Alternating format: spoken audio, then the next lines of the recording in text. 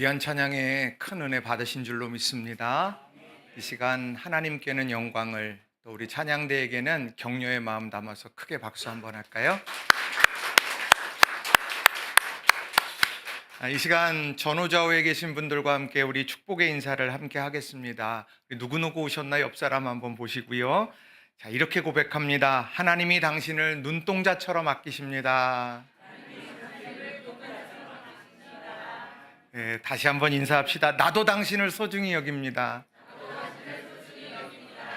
네, 하나님께서 우리를 어떻게 보시는가, 이걸 늘 기억하시면서 믿음의 길을 걸어가는 우리 성도님들 되시기 바랍니다. 성경을 읽어가다 보면은요, 자리에 대한 이야기들이 많이 나옵니다. 저마다 높은 자리에 앉고 싶어하는 인간의 마음들, 이제 이런 것을 담아내는 자리가 있는데 그게 모세의 자리예요. 그 대표적인 사람이 바로 서기관이었습니다. 자, 누가복음 20장 46절에 보면 이렇게 기록을 해요. 긴 옷을 입고 다니는 것을 원하며 시장에서 문안받는 것과 회당의 높은 자리와 잔치의 윗자리를 좋아하는 서기관들을 삼가라. 그러니까 서기관들이 그 높은 자리를 탐했다, 이런 얘기를 하는 거죠. 또 마태복음 23장 2절에도 보면 서기관들과 바리새인들이 모세의 자리에 앉았으니, 이렇게 모세의 자리에 대해서 이야기를 합니다. 그런데 예수님께서 그 자리에 대해서 이야기하시는 말씀을 보면 세상이 원하는 자리와는 전혀 달랐습니다. 자, 예수님께서는 정반대의 자리를 이야기하셨는데 그게 마가복음 10장 44절 45절의 말씀이에요. 제가 좀 읽어드리겠습니다. 너희 중에 누구든지 으뜸이 되고자 하는 자는 모든 사람의 종이 되어야 하리라. 인자가 온 것은 섬김을 받으려 함이 아니라 도리어 섬기려 하고 자기 목숨을 많은 사람의 대속물로 주려 함이니라. 그러니까 예수님께서는 으뜸이 되고자 하느냐? 그러면 섬김의 자리에 서야 한다, 이 이야기를 하고 있다는 거예요. 자리가 우리를 결정하는 것이 아니라는 이야기입니다. 자, 그래서 성경을 읽어가다 보면 낮은 자리, 섬김의 자리, 겸손한 자리, 이런 자리에 앉아야지 우리가 그렇게 다짐하는데, 중요한 건 오늘 삶에서 그런 자리를 선택할 수조차 없는, 결정할 수 없는 사람들의 상황이 있다는 거예요. 오늘 본문에는 바로 그런 결정할 수 없고 떠밀려서 그 자리에 설 수밖에 없었던 한 사람을 우리에게 소개하고 있습니다. 자, 누가복음 19장 35절에 보면 이렇게 성경은 그를 소개합니다. 여리고에 가까이 가셨을 때 한 맹인이 길가에 앉아 구걸하다가, 한 맹인을 이야기합니다. 맹인은 아시다시피 앞이 보이지 않는 분이에요. 그런데 그가 지금 어디에 서 있느냐, 앉아 있느냐? 길가에 앉아 있고 구걸하고 있다, 이렇게 말씀하고 있습니다. 길가에 앉아 있다. 길은 지나가는 것입니다. 목적지를 향해서 나아가는, 연결하는 자리일 뿐이지 거기에 앉아 있는 것은 아닌데, 오늘 길가에 앉아 있는, 그래서 구걸할 수밖에 없는, 또 그래야 살 수밖에 없는 한 사람의 인생에 대해서 이야기를 합니다. 어떤 선택의 여지가 그에게는 없습니다. 살기 위해서 길가에 머물러야만 하는 것입니다. 그런데요, 그의 삶, 그 길가에 머물렀던 그 사람의 인생이요, 오늘 본문에 보면 완전히 180도 바뀌게 되는 그런 일들을 우리에게 소개하고 있어요. 그게 누가복음 18장 43절의 말씀입니다. 우리 같이 한번 읽어보겠습니다. 누가복음 18장 43절. 곧 보게 되어 하나님께 영광을 돌리며 예수를 따르니 백성이 다 이를 보고 하나님을 찬양하니라. 아멘. 맹인이었던 사람의 눈이 떠졌습니다. 그래서 하나님께 영광을 올려드렸어요. 내 인생 가운데 함께 하신 하나님, 영광 받아 주옵소서. 그리고 길가에 앉아서 구걸할 수밖에 없는 그의 인생이 이제는 예수님을 따르며 뒤따르며 움직이는 인생이 되었다는 거예요. 완전한 변화입니다. 또 백성들은 늘 지나치면서 저 사람은 맹인이고 저 사람은 거지야, 길가에 앉아서 오늘 구걸하며 살 수밖에 없는 인생이야, 그렇게 생각했던 많은 사람들이 그가 일어서서 그가 보게 되고 그리고 그가 예수님을 따르는 그런 모습들 속에서 이거 하나님이 하셨구나, 그것을 고백하게 되더라는 거죠. 이게 얼마나 아름다운 모습입니까? 여러분의 삶이 그런 아름다운 모습으로 전환되는 축복의 인생 되시길 주님의 이름으로 간절히 축원합니다. 어떤 사람은 길가에 앉아 있어, 그래서 절망하는 사람이 있다면, 오늘 본문의 이 사람은 길가에 앉아 있어도 내 인생은 끝나지 않았어, 오늘 이렇게 이야기하고 있다는 거예요. 그래서 오늘 제목을요, 길가에 앉아 있어도 라고 이렇게 적어보았습니다. 내가 지금 길가에 앉아 있어도 그곳에서도 하나님께서 이루시는 놀라운 일들이 있다. 우리 중요한 교훈의 메시지 두 가지를 여러분에게 전할 때 여러분 큰 은혜 받으시기를 주님의 이름으로 축원합니다. 자, 첫 번째로는요, 다가오는 주님의 은혜가 있음을 믿어야 한다는 거예요. 한번 따라해 보겠습니다. 다가오는 주님의 은혜가 있음을 믿어야 합니다. 다가오는 주님의 은혜가 있다. 자, 오늘 본문에 등장하는 이 맹인은 지금 길가에 앉아 있어요.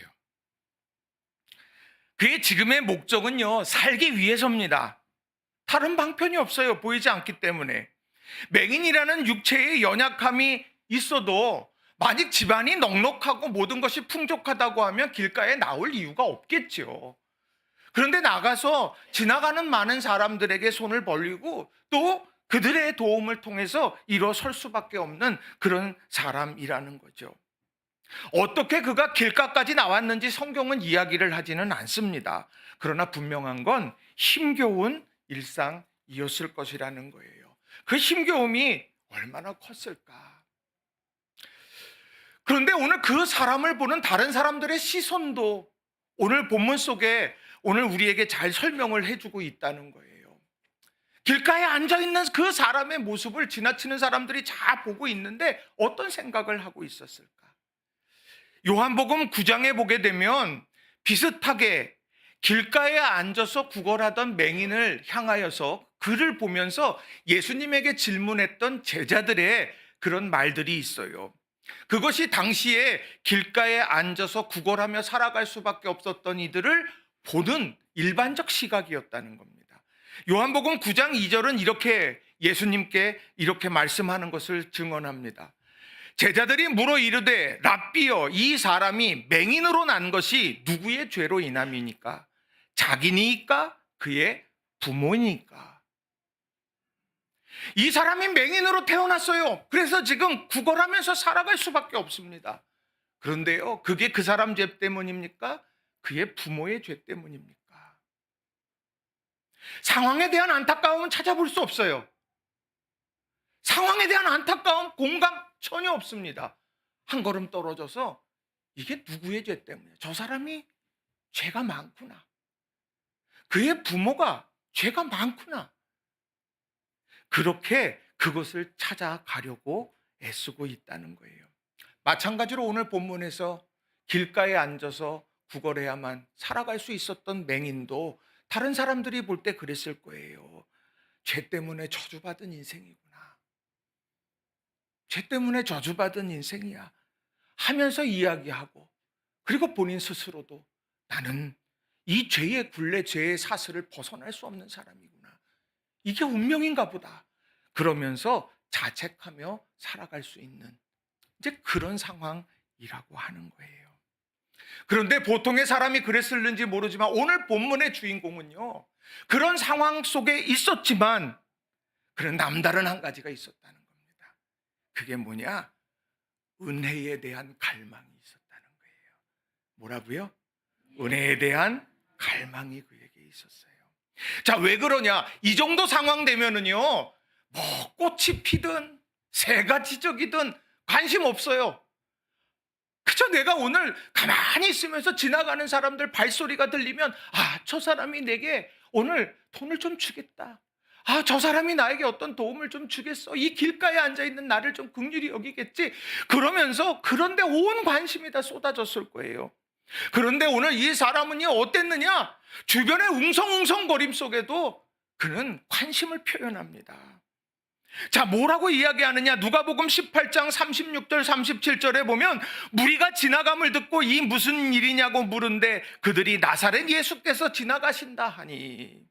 무리가 지나가요. 웅성웅성 되는 거예요. 근데 그걸 보고서 도대체 이게 무슨 일입니까? 사람들에게 묻는 거예요. 뭐 누군지 안 보이잖아요. 그런데 그 웅성웅성거리는 소리를 듣고는 대답해 줄 사람이 누군지 모르지만 궁금한 걸 이야기하는 거예요. 도대체 무슨 일이 있는 겁니까? 사람들이 이야기해요. 나사렛 예수께서 지나가신다. 예수님께서 지나가신대요. 그 얘기를 듣고 예수님 지나가시는구나. 예수님이 이 여리고에 오셨구나. 그 궁금증 해소에 머물지 않았다는 거예요.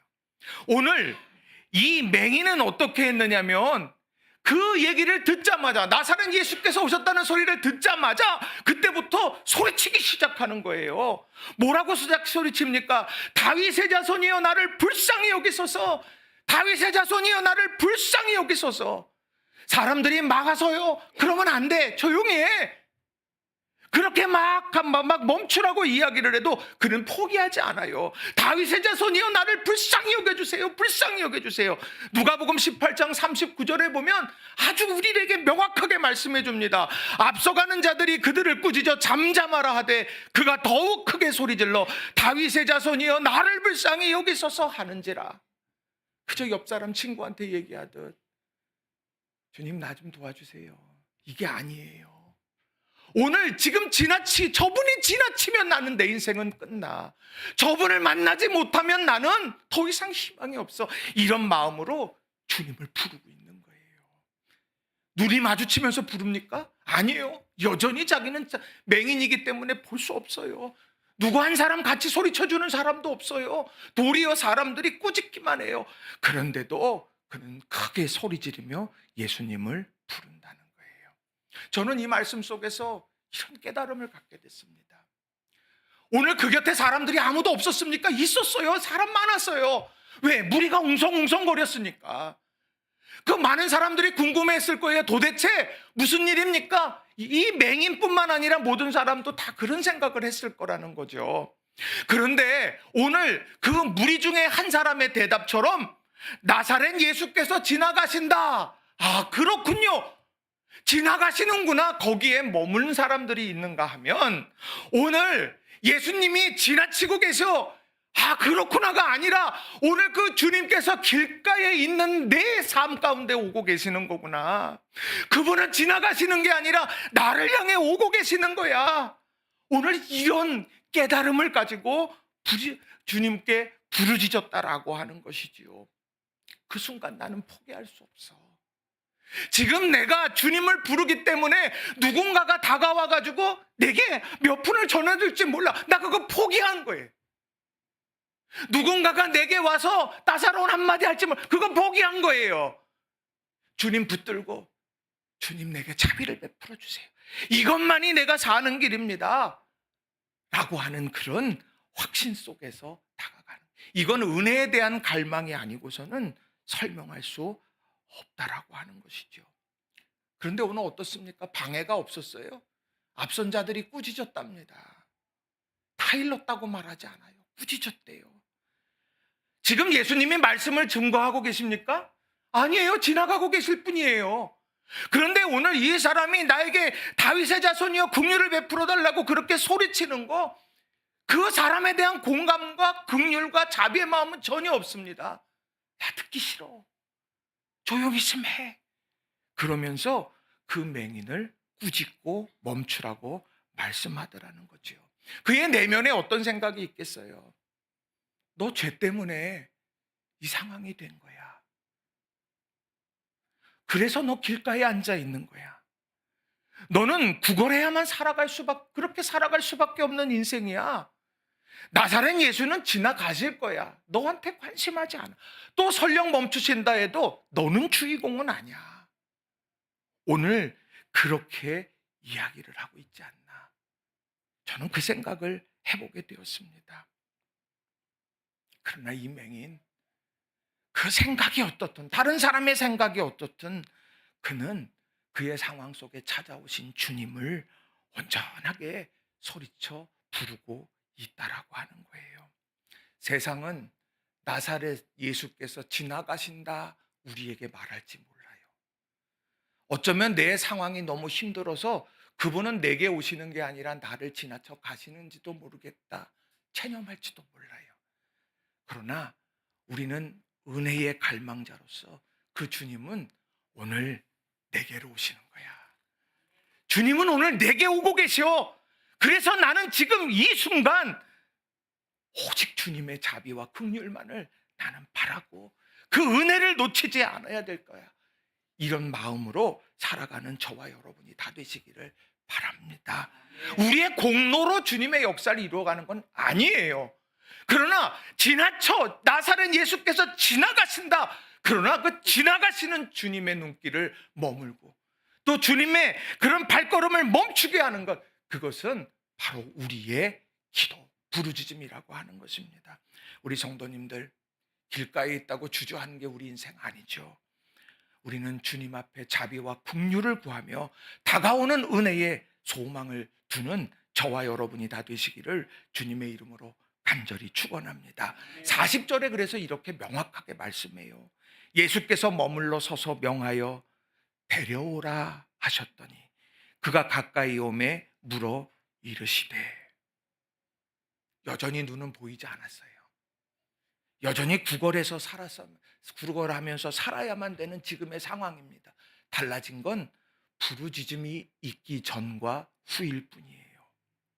그런데 오늘 그에게 주님께서는 다가오셨고 또 그에게 말씀하셔서 눈이 열리는 축복을 경험했다는 거죠. 이런 아름다운 놀라운 전환의 역사가 우리 모두에게 있기를 주님의 이름으로 축원합니다. 두 번째로는요, 아름다운 믿음의 동역이 있음을 믿어야 한다는 거예요. 한번 따라해 봅시다. 아름다운 믿음의 동역이 있음을 믿어야 합니다. 여러분, 혼자라고 느껴질 때가 언제세요? 혼자라고 느껴질 때,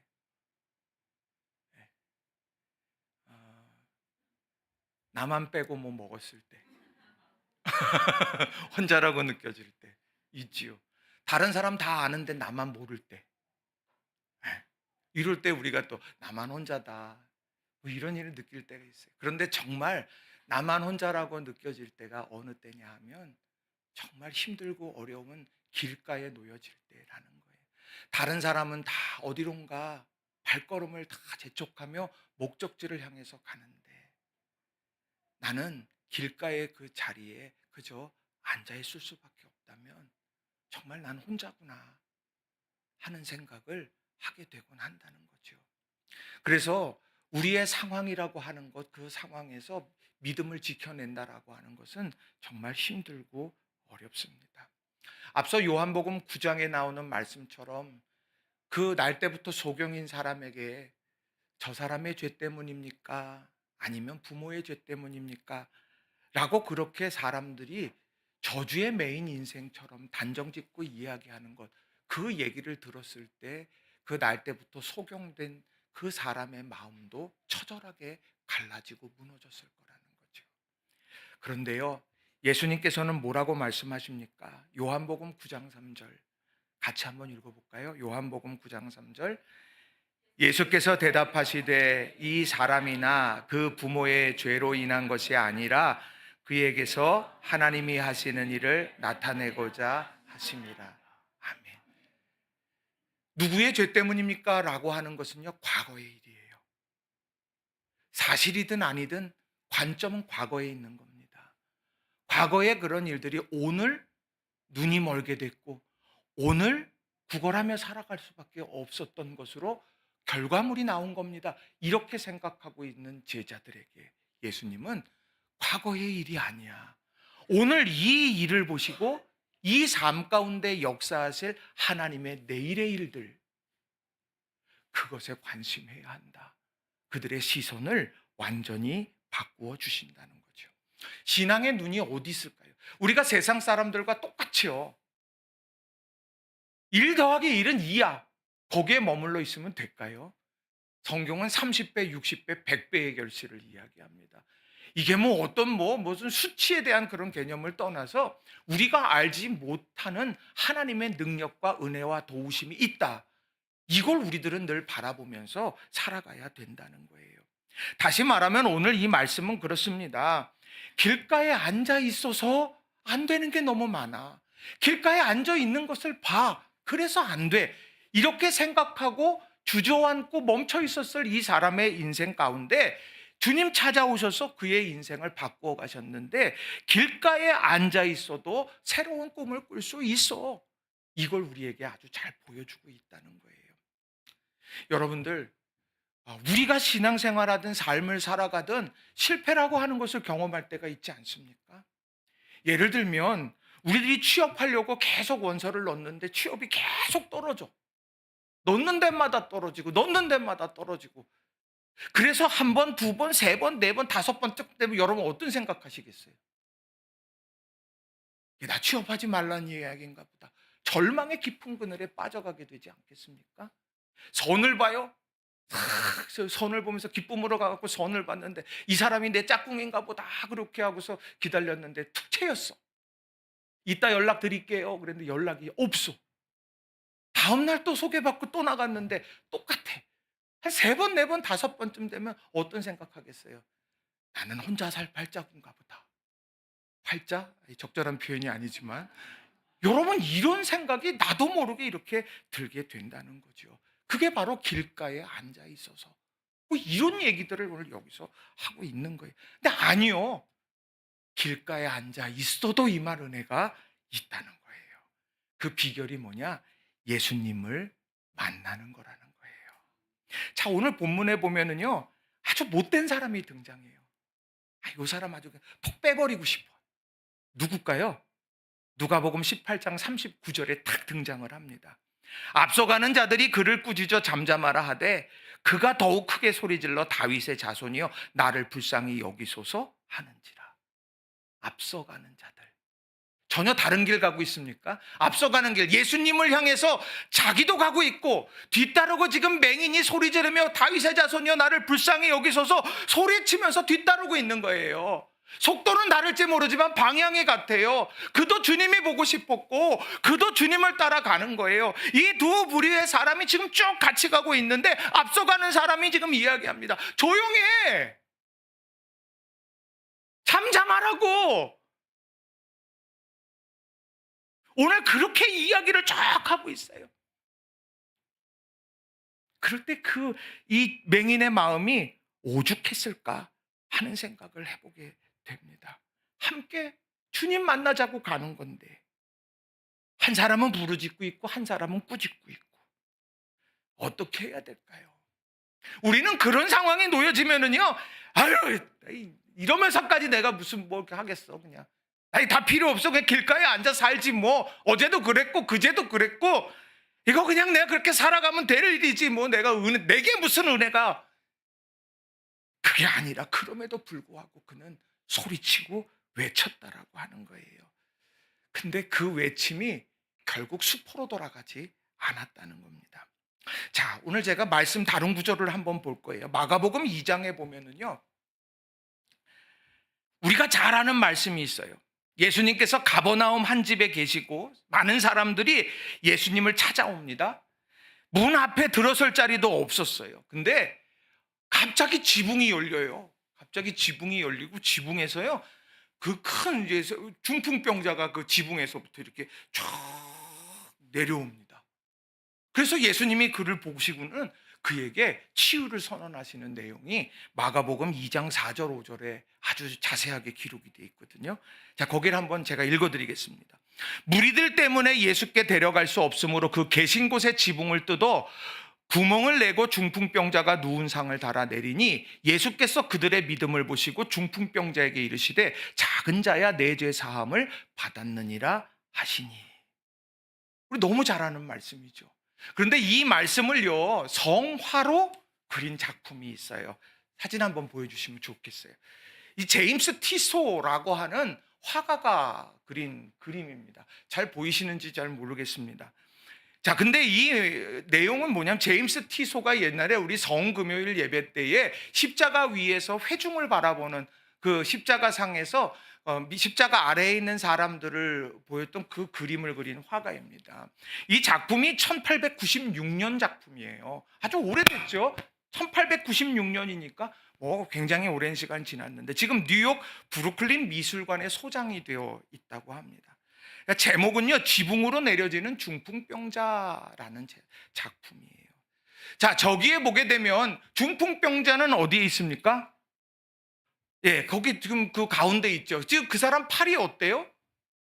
이렇게 하고 있어요. 그러니까 지금요, 자기도 지금이 내려가고 있는데 두렵기도 하지만 또 내가 다 내려가서 주님 앞에 서고 싶은 열망이, 그 마음에 간절한 소망이 있는 거예요. 그런데 이 몸이 내 마음대로 움직이지를 않는 거예요. 지금 그냥 이렇게 하고 있는 거예요. 그런데 그를 붙잡고 있는 4명의 친구들이 있습니다. 자, 4명의 친구들의 팔을 한번 보시면 좋겠어요. 저 팔을 보시게 되면 그 침상의 뒤를 지금 각 귀퉁이 4개의 모퉁이를 잡고 있어요. 귀퉁이를 잡고서 지금 손으로 지금 여기 팔에 감아가지고 그 친구들이 하나 둘 하면서 그 친구들이 그 예수님 앞으로 내리고 있는 장면입니다. 얼굴도 안 보여요. 팔만 나왔어요. 그리고 그들은 똑같이 균형 잡히게 마음이 하나 되어져서 하나 둘 하고 있습니다. 밑에서 그것을 보는 사람들이 일어났어요. 그리고 내려오는 중풍병자를 밑에서 받치고 있어요. 그걸 잡고 있어요. 아까 앞선 자들은 어떻습니까? 꾸짖었어요. 야, 그러지 마. 너는 그게 운명이야. 받아들여. 그게 아니라 오늘 여기에 나오는 믿음의 사람들은요, 오늘 지붕을 뚫고 내려오는 그를 밑에서는 받치고 위에서는 친구들이 하나둘 하고 내리고 있다라고 하는 거죠. 제가 왜 이 말씀을 드리느냐? 꾸짖는 사람도 있어요. 내 삶을 아프게 하는 사람도. 내 마음을 후벼 파는 사람도 있어요. 그 문제들은 자꾸 들춰내지 않았으면 좋겠는데 그것이 자꾸 들춰지는 때가 있어요. 명절만 되면 우리를 고통스럽게 할 때도 있어요. 그런데 중요한 건 오늘 이런 아름다운 믿음의 동력이 우리 가운데 있다는 거예요. 여러분, 우린 이것을 바라보면서 믿음의 생활을 해야 하는 거예요. 친구들 얼굴도 안 보여요. 손만 보여요. 누군지도 몰라. 성경도 누군지도 몰라. 그런데 그 중풍병자 친구들의 믿음을 보시고 바로 그 중풍병자를 낫게 하시는 놀라운 역사가 이루어졌다는 거예요. 여러분의 인생 가운데 이런 믿음의 아름다운 동역이 있다. 거기에서 역사가 일어남을 여러분 믿으시기 바랍니다. 여러분, 부부지간에 그런 아름다운 믿음의 동역자가 되시기를 바라요. 오늘 어머니와 딸 사이에도, 아버지와 아들 사이에도 우리가 이 아름다운 믿음의 동역을 세워가는 우리 모든 성도님들이 다 되시기 바랍니다. 우리 옆 사람 한번 보십시다. 손 딱 잡고 뭐라고 인사하냐? 염려 마세요. 내가 손 꼭 붙들고 있을 겁니다.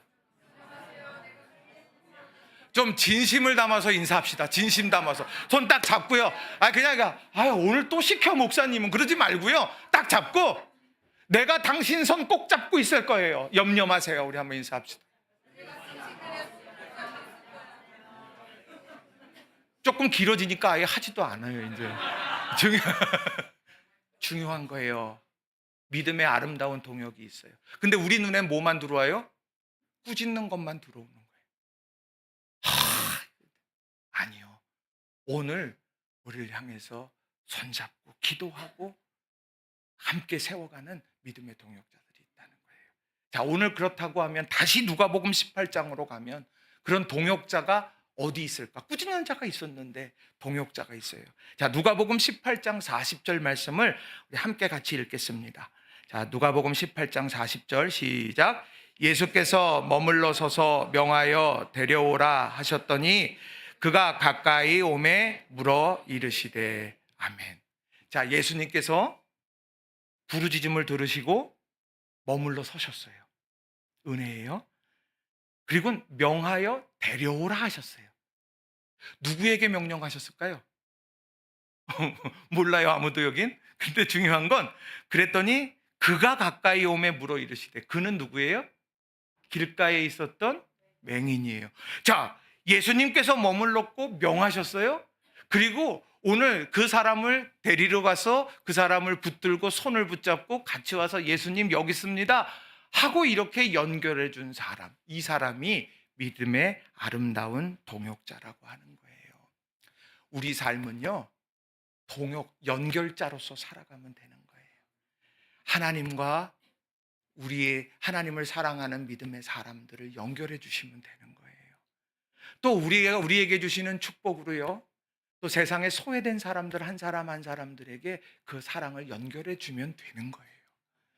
우리가 이런 사실들을 다시 한번 이 마음에 깊이 새기고 연결자로서의 삶을 살아가는 저와 여러분 되기를 바랍니다. 무엇보다도 우리 믿음의 앞선 세대들이요, 정말 이 신앙으로 믿음으로 달려왔어요. 그 신앙이 우리 자녀들에게 연결되고 전수되어질 수 있는 그런 아름다운 우리 낙원재단이 되기를 주님의 이름으로 간절히 축원합니다. 오늘도요, 우리 곁에요, 길가에 앉아 있어서 절망하고 있는 사람들이 있어요.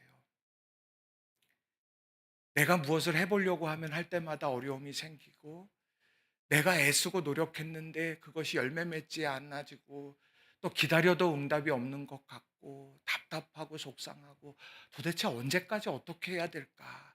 그게 길가에 머물러 있는 것입니다. 사람들은 야, 그런데 뭘 교회를 다니고 예수님을 믿어, 헛고생이야 이야기하면서 우리들의 마음을 흔들어 놓는 경우도 있지요.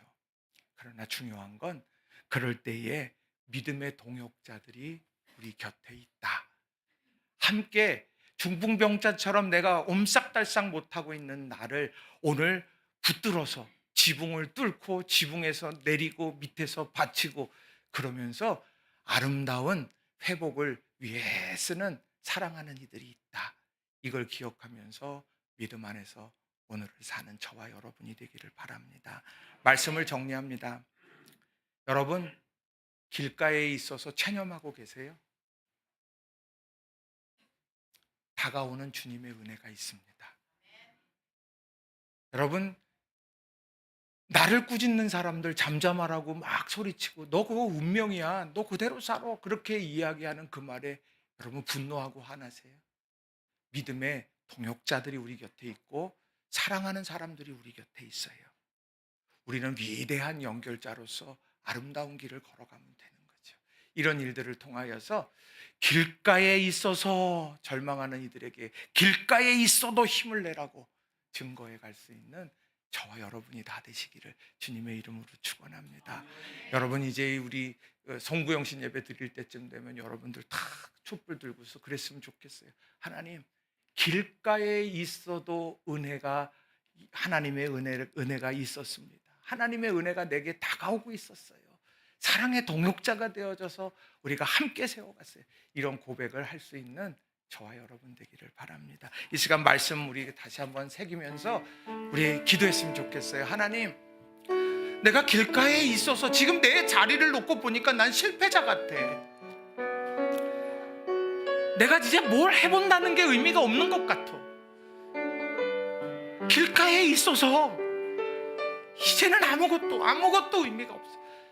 그렇게 나도 모르게 내 안에 그런 얘기 안 해. 아니다. 길가에 있어도 나를 향해서 오늘 다가오시는 주님이 있고, 내 부르짖음을 들으시고 발걸음을 멈추고, 그리고 내 문제를 해결해 주시는 하나님이 있다. 우리가 이것을 보는 믿음의 눈 갖게 해주세요. 그리고 그 일들 위에 위대한 연결자들이 있었는데 나도 그 연결자가 되게 해주세요. 내가 주님을 연결해주고, 아픔 당하는 일, 고통 당하는 이들 내가 함께 연결해 가면서 함께 회복의 기쁨을 누리는 우리들 되게 해주세요. 그런 교회가 우리 낙원교회가 되게 해주시고, 그런 교회가 우리 이 땅 가운데 점점 더 많아지게 해주세요. 이 시간 우리 간절한 마음으로 우리 합심해서 우리 말씀 부여잡고 기도하겠습니다. 기도합시다.